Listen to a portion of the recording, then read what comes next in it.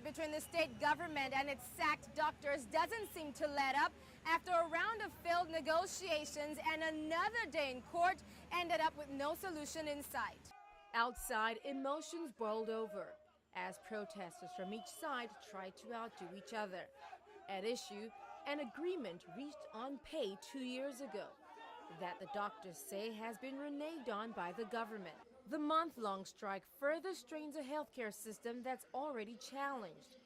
The firing of almost 800 striking doctors and a subsequent eviction notice from government-assigned quarters last week only added more fuel to the fire. It's really very painful and it's very sad, and it just shows, it brings to the fore the problem that we have with the fabric of the nation, where people will take decisions and they will not honor it. Only a government that is not concerned about the citizenry will allow this industrial action. The Attorney General of Lagos State assured in court that no one will be evicted until due process of law takes place.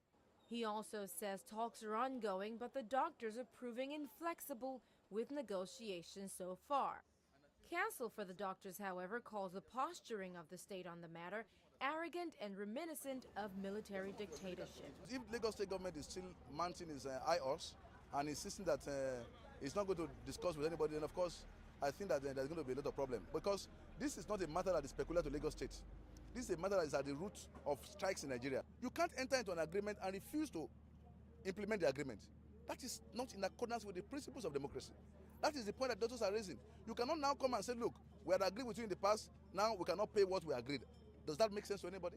The judge urged both parties to continue dialoguing pending their return to court on the adjourned date, May 22nd. Aduria Chumba, E! News, Lagos, Nigeria.